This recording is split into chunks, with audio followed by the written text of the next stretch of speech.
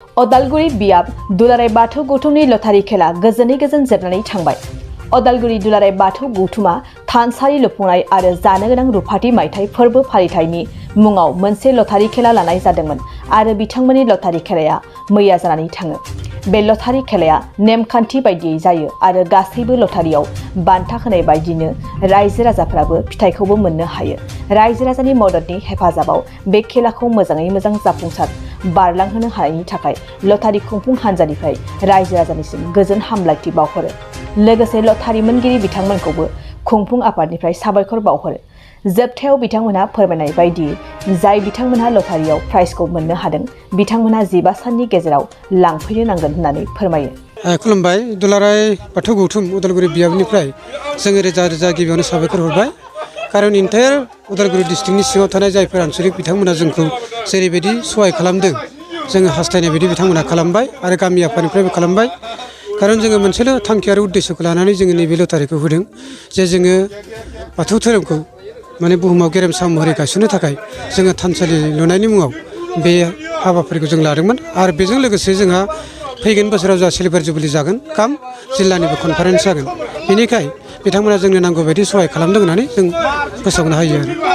बेसे बुरजा टिकेट बानायदोंमोन?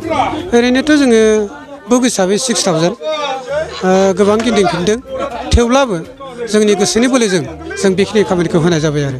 सेथि बान्था हिसाबै मा दङ?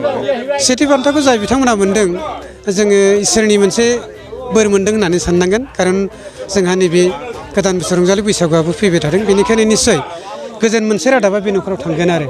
जोङो बियाब आफादनिफ्राय बे खौरांखौ जाय बिथांमोना मोनदों बिथांमोनखौ जों जथेस्थ' इसोरनि बोर मोननाय होननानै जों साननानै लागोन आरो। सेथि बान्थायाव जोङो एल्ट' होदों।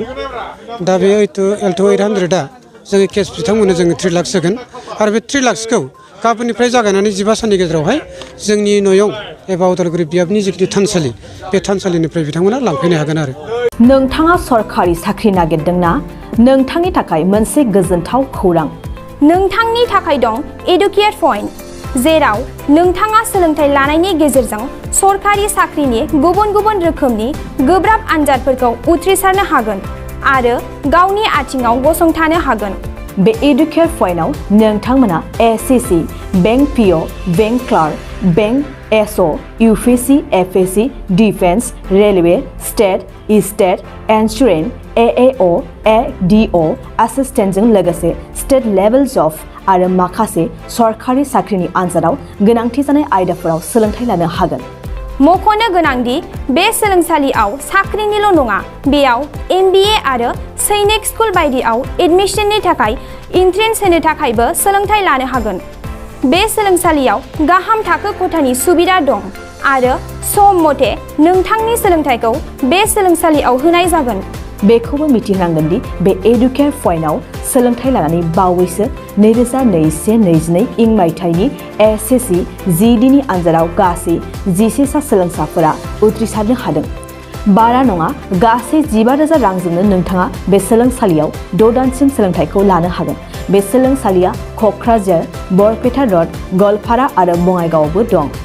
क'क्राझाराव सोलोंथाइ लानो गोसो गुदुं जानाय सुबुंफोरा 70020263133 9101536360 70020263133 9101536360